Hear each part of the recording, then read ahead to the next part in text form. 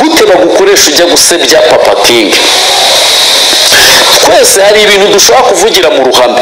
Izi video nge ndazifite. Papa King avuga ngo urakiza urahumutse, nawe wiyemerera ko ugize ute uhumutse. Nimba waragiye wa mukecuru ugakora ibyaha ukongera ugahuma, kuko n'ubundi wahumye warabonaga. Ibyo byibuke. Wadutangarije ko wari wagiye mu bukwe, weho byarangiza ugataha utareba. Nimba ari mu bukwe nimba ari mu gushyingura simbyibuka neza. Ntabwo ari Papa King watumye uhuma. Nimba waravuye hariya ureba nk'uko wabyiyemereye ukongera kuyeho, ese kambabaze mw'abakristo, ubu Papa King niyo yaba akora ibyaha 1000, mubabaye kurusha Imana bikorera imureba ikamwitegereza.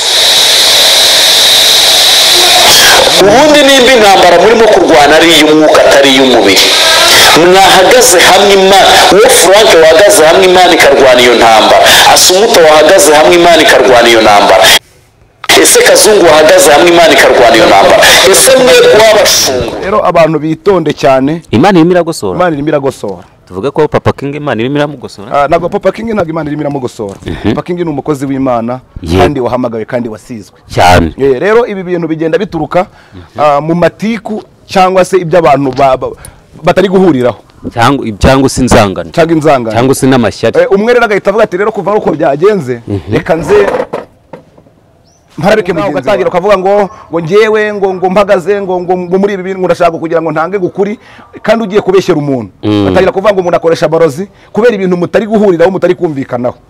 Nimba umuntu umubwiye ngo azagukorera iki ngiki ntagikore, ntago ari ikibazo.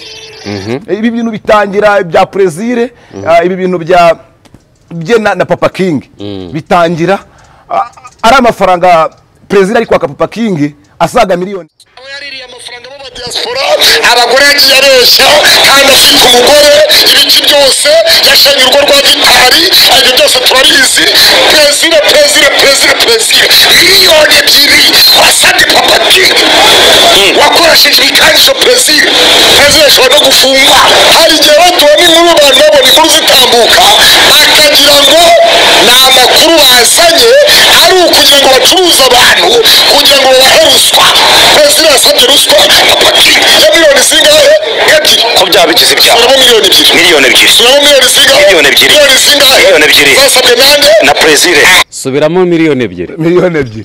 Miliyoni zingahe? Miliyoni 2. Zasabwe nande? Zasabwe na ashaka inkuru hanasengera. Ari gushakira inkuru ku bandi bapasiteri yagiye mu macaci gushaka inkuru. Tumena umuceri tuvuge ibyo abana yazanye. Avuga ngo ntago ngo ni imfubyi. Aba diaspora barimo barataka. Plaisir ibintu ntabireke byo gufata umuntu kuko bagiranye ikibazo akamwataka. Plaisir ngo yigeze kwaka igitsina garasi, yarakimwatse garasi. Icyo gihe ngo barwanira no mu ntuza no muri biro za mashini zirameneka kubera umupuri, kubera igitsina cya garasi birasakuzwa cyane. Usubabye byasakuzwa, abantu barihangana barakati ntacyo kuva ari Plaisir ni mu bikomakome mu bihishayisha. Igihe kirageze no kuri kujya habona. None Koroda yavuze ngo ashobora gufungwa kubera ko Papa King, tujye tubwiza abantu ukuri, Papa King niyo yaba akoresha izo mbaraga kari we bireba. Papa King niyo yaba ari umurozi kari we bireba.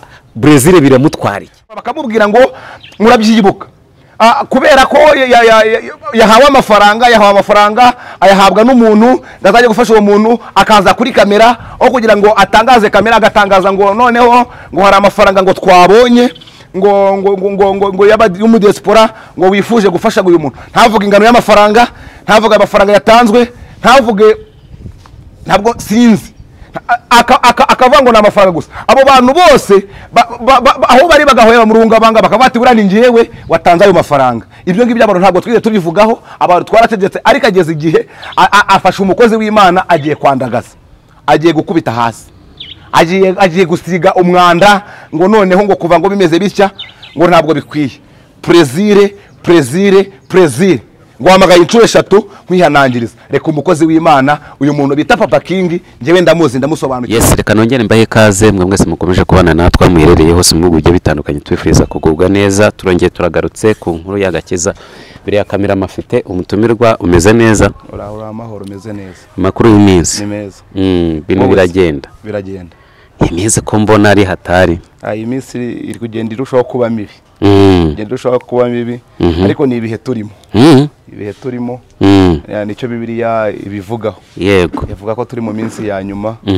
Rero ntibitungura abantu ntibinabatangaze ibyo bagenda babona.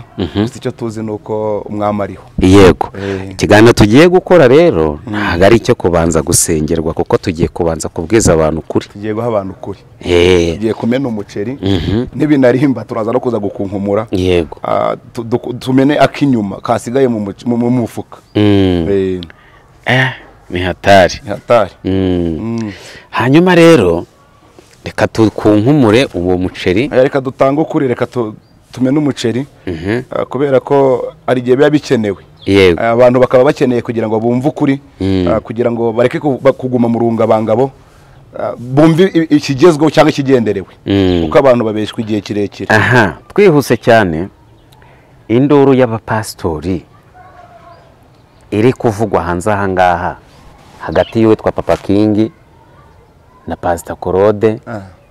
Habanje Pastor Claude na Papa Bitangaza bashyirana hanze. Ubuzima bwabo turabumenya. Tumenye uburyo Pastor Claude ngo yajyaga mu bapfumu. Tumenye uburyo Pastor Claude ngo yagendaga ni byinshi bya Pastor Claude. Hazaho uwitwa Papa Bitangaza uburyo ngo yasangiraga abagore ngo na Pastor Claude. Abo ni abapastori. Bose ni abapastori kandi bimitswe. Hanyuma ubu noneho harimo haravugwa uwitwa Papa King ngo ukoreshwa imbaraga zikuzimu. Iyo situation rero yazanywe nande? Yazanywe n'umugabo witwa Brazil. Hanyuma noneho tugiye kuganira turebe ngo ese ibi bintu bituruka kuki cyangwa se bituruka he, birimo biraterwa n'iki. Nicyo cyo tugiye kuganira. Guhaye ikaze. Urakoze cyane. Duhaye ikaze abantu bose baduteze amatwi bari kutwumva nonaha abazabasha kumva ubu butumwa mu gihe kizaza cyangwa mu masaha ari buze kuza bahabwa umugisha n'Imana. Ariko reka tubanze mu gihe tukiri gutanga ikaze numvishije mfite gahunda yo kubanza kuvuga kuri aba bantu. Mu gihe cyashize twabivuzeho tuvuga ko abapasiteri bamwe ndetse n'abandi Imana yatweretse irimo irabagosora. Imana irimo irabagosora. Rero ubuhanuzi buri kugenda busohora uko bwije uko bukeye ku manywa ndetse na nijoro. Imana isohoza icyo yavuze. Yego. Rero abantu bitonde cyane. Imana irimo iragosora. Imana irimo iragosora. Tuvuge ko Papa King Imana irimo iramugosora. Ntabwo Papa King ntabwo Imana irimo iramugosora. Papa King ni umukozi w'Imana kandi wahamagawe kandi wasizwe cyane. Rero ibi bintu bigenda bituruka mu matiku cyangwa se ibyo abantu batari guhuriraho.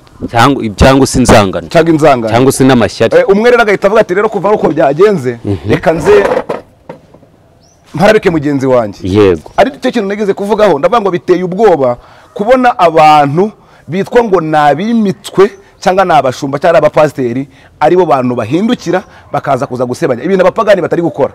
Biri gukora abantu bajya ku gatuti babashumba. Biteye ubwoba nagahinda. Nibyo bintu navuzeho ndababwira ngo birababaje kubona ibintu abapagani batakora. Birimo birakora abanyabyaha. Nako birimo birakora abantu basenga. Kwanza nabo nibo. Yego. Kuko iyo wamaze kuza kujya kuri kamera ukayitunga ugatangira ukavuga ngo njyewe ngo mpagaze ngo muri ibi bintu ndashaka kugira ngo ntange gukuri kandi ugiye kubeshyera umuntu. Batangira kuvuga ngo umuntu akoresha barozi kubera ibintu mutari guhuriraho mutari kumvikanaho. Nimba umuntu umubwiye ngo azagukorera iki ngiki ntagikore ntago ari ikibazo. Ibi bintu bitangira bya Brazil, ibi bintu bya na Papa King bitangira ari amafaranga President ari kwaka Papa King asaga miliyoni 2. Oya kugira ngo wenda tubigendemo neza reka tubyumvisha abantu. Katubyumvisha abantu kugira ngo baze kuza kubyumva. Kugira ngo baze kubyumva. Baze kuza kubyumva bumva ikintu abantu bari kugenda bapfa n'amafaranga miliyoni 2.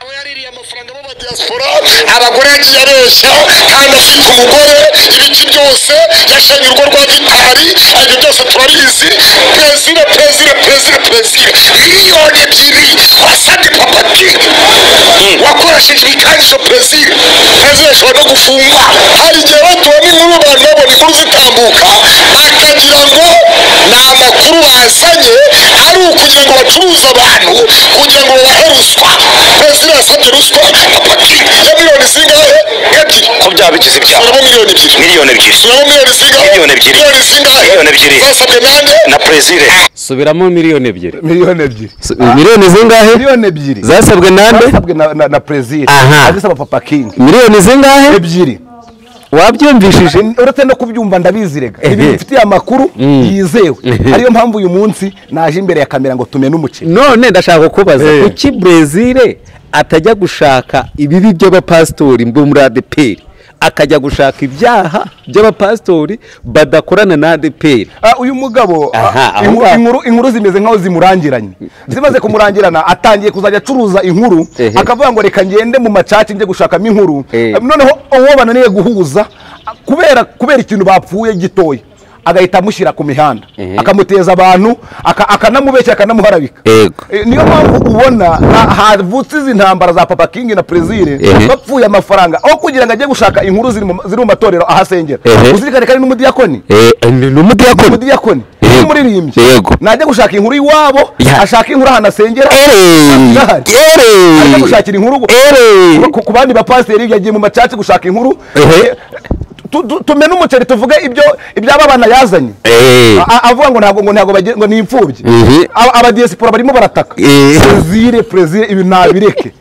ibintu ntabireke byo gufata umuntu kuko bagiraho ikibazo akamwataka Brezil ngo yigeze kwaka igitsina garasi yarakimwatse garasi icyo gihe ngo barwanira no mu ntuza no muri biro za mashini zirameneka kubera umupuri kubera igitsina cya garasi birasakuzwa cyane byumva abantu barihangana ati ntacyo kuva ari perezida ni mu bikomakome mu bihishahisha igihe kirageze none ko kuri kujya habona none Koroda yavuze ngo ashobora gufungwa kubera ko papa kingi tujye tubwiza abantu ukuri papa kingi niyo yaba akoresha izo mbaraga kari we bireba papa kingi niyo yaba ari umurozi kari we bireba Brezil biramutwara iki none se niwe mukirisitu tuvuge ko ari we mukirisitu hano mu Rwanda dufite njyewe ntabwo nemeranya n'abantu bavuga ko papa kingi akoresha imbaraga kuki utaryemera rero ko papa kingi reka njyewe ndamuzi kandi papa kingi nibyo ndashaka kugira ngo nkubwire papa kingi njyewe nakoze protokoli we papa kingi rero turaziranye ndamuzi bihagije rero abantu nibave mu rujijo zinzangana abantu bafitanye cyangwa se amatiku ahubwo bumve ko umuntu ari kuza gufata izina ry'umuntu akarisiga umwanda kubera ibyo batahuriyeho kubera miliyoni ebyiri ntabwo akoresha izindi mbaraga nibyo abantu batari guhuriraho nibyo abantu tumaze kubumvisha muri video ahubwo abantu nibatuze bumva ukuri bumva ibyo abantu bari gupfa ntibaze kuza kubigeneraho perezida nareke kuzana amatiku kuri iyi mihanda hari umuntu wigeze kumbwira arambwira ngo uriya mujama buriya ngakunda Brezil nyine perezida ngakunda ikintu cyitwa umupuri reka none se ubu ntabwo ari we wenyine biriho ni ibintu nizo nkuru yakakwiye kujya gushaka kuri bene wabo bamwe bari kugwa mu maguru ya deriro akareka kujya kwiga ajya gushaka ibyaha mu macaci amacaci amutwaye iki izo mbaraga ari kuvuga abantu bakoresha uwo muntu bita perezida akagenda ku mihanda agatoragura abantu akazana abasabiriza bakaza kuza gusebya papa kingi ibyo biraza kumufasha iki ibyo biraza gufasha iki abantu nakore umurimo w'Imana kuko nk'uko abivuga ibintu bigende neza areke kuza kubeshyera abantu njye ntabwo mbyumva cyane nta nubwo ni ikibazo gikomeye kandi giteye ubwoba rero abantu badukurikiye ndagira ngo tubaho ukuri ariko kuzuye kwa ndani abantu bave mu rujijo njyewe uyu muntu bita papa kingi ndamuzi ntabwo akoresha izindi mbaraga ahubwo uyu muntu bita papa kingi ariho umwuka w'Imana ni umukozi w'Imana ahubwo ageze mu gihe atangiye gushwana n'umuntu bapfa amafaranga miliyoni ebyiri izi miliyoni ebyiri rero uyu muntu bita perezida ni ibintu yapfuye na garase barimo barapfa uwo mupuri umuntu wese aragira ikibazo amuzane kuri kamera umuntu nitugirana ikibazo tumuzane hanze oya ntabwo ari byo ntabwo bikwiye none ikintu kibabaje giteye n'agahinda abantu munkurikiranye, ikintu giteye agahinda ni ukumva ngo ibintu byakozwe n'abantu bajya ku gatuti, abantu bari mu matiku, abantu bashwanye, abantu bari gusebyanya, abantu bari guharabikana, abantu bafite inzangano, ni abantu bajya ku gatuti. Ni ibintu hari ibintu njyewe ntaba numva, hari ibintu nshakira igisubizo nkakibura. Ese bizarangira bite? Bizagenda bite? Hoya nibatuze babane, nimba ari ayo marigonde bayakore bose, uretse ariko bareke kubeshya abantu kubera ko wanganye n'umuntu. Abantu bahaye Plaisir amafaranga baba diaspora bamubwira ngo najye gufasha abantu, yagiye yerekana ayo mafaranga ntiyagejejeyo.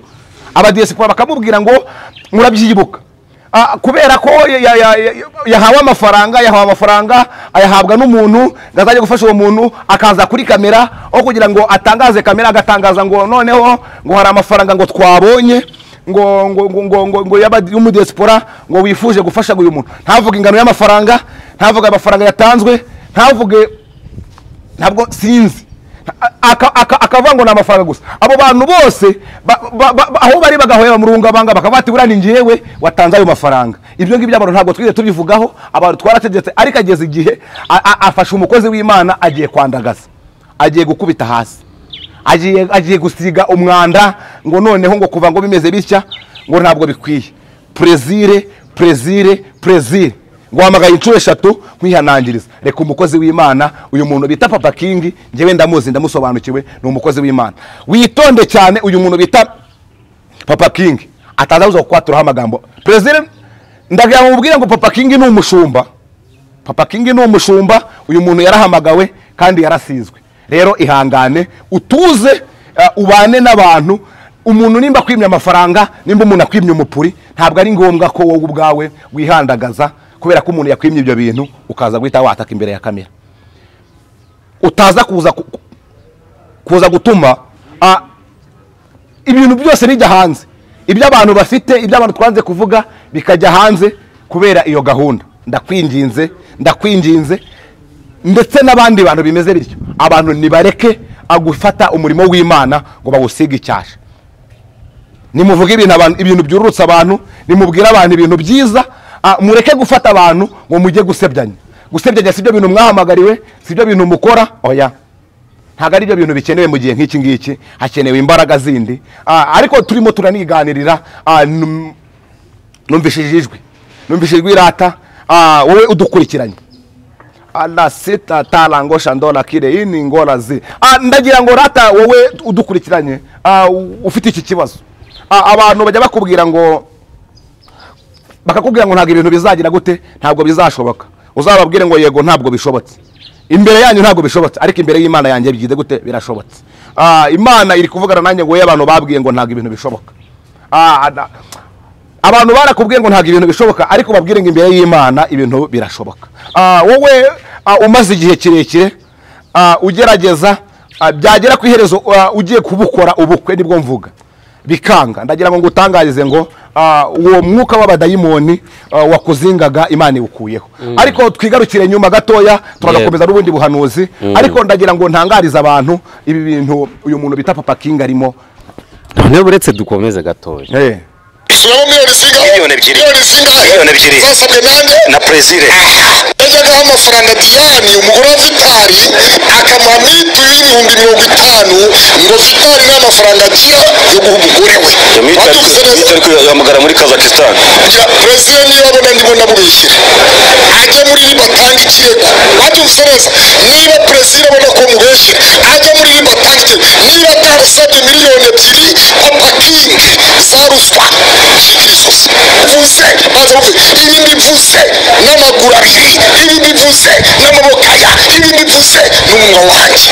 Plaisir ko yabara umugome yamusabye miliyoni 2 z'amanyarwanda yanabona amafaranga yo kurya. Plaisir yari abantu benshi papa. Plaisir ntagazwa.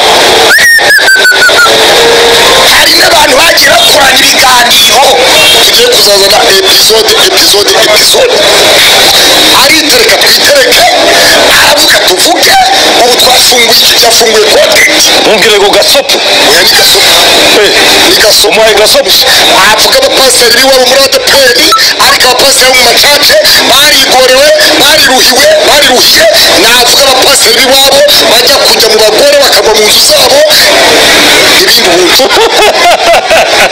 iyo za bugesera ni muri adeperi ni muri wabyumvishije nakoroda bivuzeho Eh. nakoroda bivuzeho navuga iwabo hari inkuru nyinshi so muri ADP muri ADP hari inkuru nyinshi urabizi bazi iminsi ivugwa yateho yagakwiye kuba yivuga bose babireba bose babireba Theo bose babireba hari inkuru nyinshi izabo bantu bagiye bagwa mu maguru hari abapasiteri bagiye bahagarikwa kuki yakavuza izo nkuru abantu bakazikurikirana ariko akareka kwataka Papa King akareka kwataka abakozi b'Imana ntabwo umuntu kuba mwimye amafaranga ari ngombwa akamwataka aba bagore none se aba bagore abakura he uwo mugore rero biravugwa ko yahoraga amuha amafaranga ngo ya mitiyu bazaryamane uwo perezida gahora ashinzwe ibyo bintu byitwa ubusambanyi buretse gatoya buretse mwese wumva ufite ubwoba bw'iki ubwoba dufite ni uko yigeze kuvuga ati njya kugira ngo umuntu ashyire hasi namushyira hasi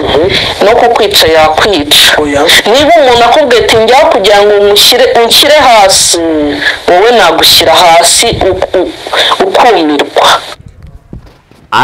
aravuze ngo uyu mudamu aravuze ngo Papa King no kumwica yamwica kugira ngo umuntu amushyire hasi kwibaza Papa King no umwicanyi Papa King se abo bantu ni abantu Papa King ko twakoranye Papa King nagari umuntu mubi Papa King ko twabanye mu buzima bwa Papa King twabanye ari hano Kimisagara ahantu bita mu Kamenge aba mu kazu k'ibintu za kibyo abantu badukurikiranye ko ngenda nakoze protocol iwe Papa King ari umuntu mubi ni ikintu abantu bari gupfa nawe kijyanye n'amafaranga miliyoni 2 cyatumye umuntu bita Perezida haguruka akashaka abantu abo bantu bari kuvuga ibyo ngibyo ni abantu Perezida yashatse n'abandi benshi abaha amafaranga ngo baze gusebya izina rya Papa King harimo abantu ari kugenda gatoragura ku mihanda ubutaha cyangwa se mu kandi kanya karibuze turibuze no kuvuga amazina yabo abagore ari gukoresha abo ngabo avuga ko Papa King ari umuntu mubi ari kuvuga ko Papa King ari umwana mubi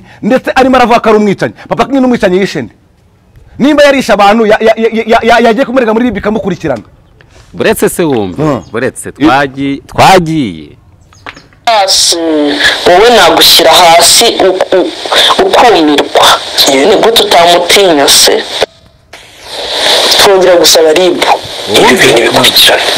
wumve ukuntu Brazil ahise asaba ribu ngo ikurikirane ibi bintu bya Papa King ahubwo ikurikirane ibye gute rero kamubwira ko irakurikirana ibye rimwe kwaka umuntu indonye amafaranga utaruhiye utavunikiye dufite ibimenyetso rega yego Papa King afite message yagiye adushayiringa zigaragaza neza ko yamwataye ayo mafaranga tuzishyira hanze nazo nuza Papa King ariko mugani Papa King yigeze kugira ikibazo na Ezekiel n'umuzi Ezekiel ndamuzi umuhanuzi yigeze kumufata Ezekiel amushyira hanze Papa King mujyana kumurega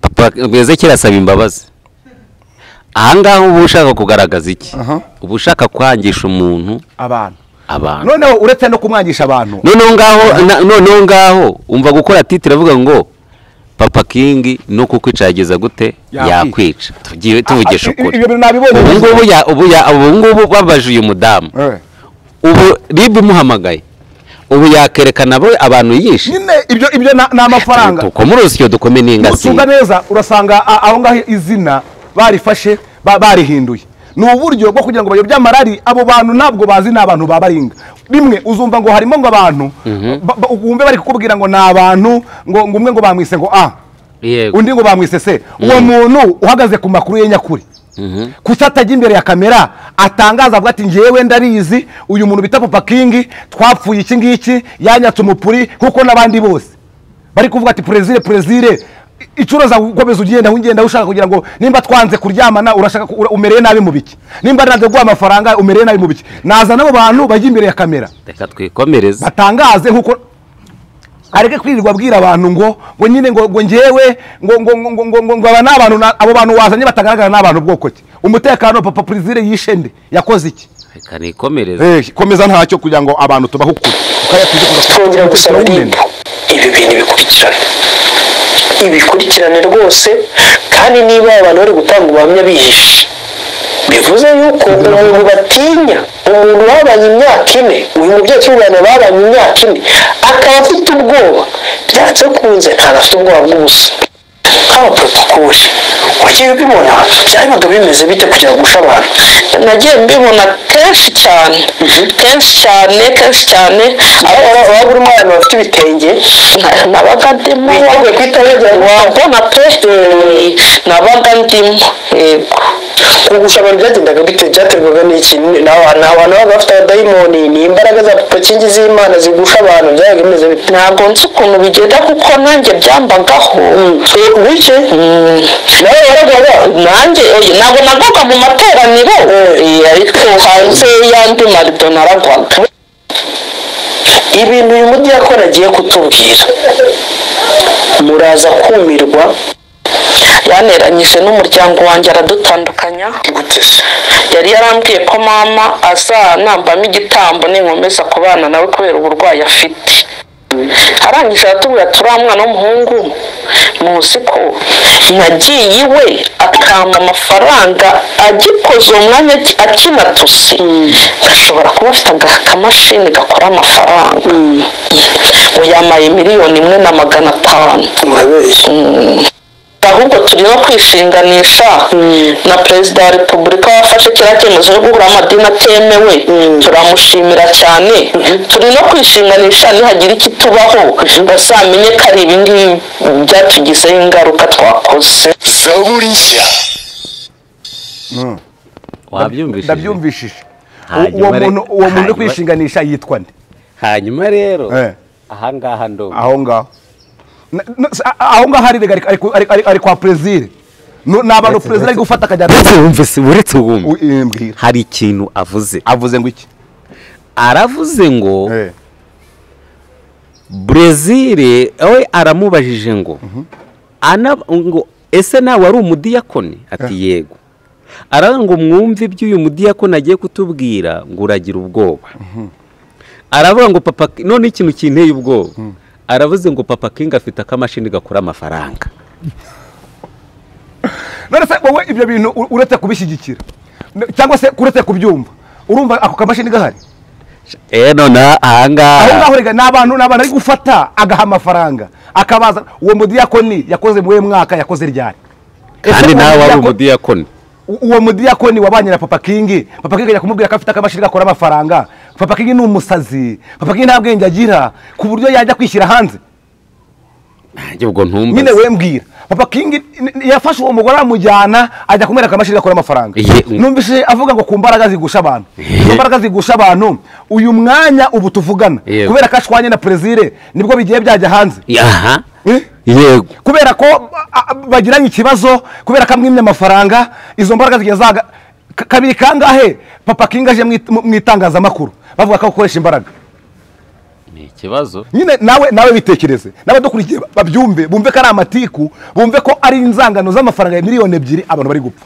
papa King inzangano z'abakozi b'Imana abakozi b'Imana ubwo n'abakozi b'Imana cyangwa n'abakozi ba Satani ngiye byanyobeye banabuburiye izina banabuze uburyo bivugamo kubera ko ntabwo mnibaza abakozi b'Imana nyuma bakaza kuza kurenga no so babikorera Imana tabikorera abantu subiza ngo papa King ngakoresha amarozi nyina akoresha ayo marozi bavuga akoresha uyu mwanya ko papa King yari inshuti na Plaisir katabivuze mbere katabitangaje mbere koreraga mutumira ku kinyamakuru cye kuri televiziyo akamutumira yaramutumiye se yaramutumiye cyangwa yakoraga ku isezerano tivaho nose gukora ku isezerano yaranamutumiye korega ku kinyamakuru cye akoraye ikiganiro ariko njyewe ndibaza uyu munsi ni ngombwa ko atangaza ko afite izindi mbaraga kubera ko bajyana ikibazo ese uwo mudiyakoni urimo uravuga ngo ngende wishinganisha ngo kubera ngo ndetse ngo biri bugende biki hari isura ye yiza agaragaza ijwi ntibarihinduye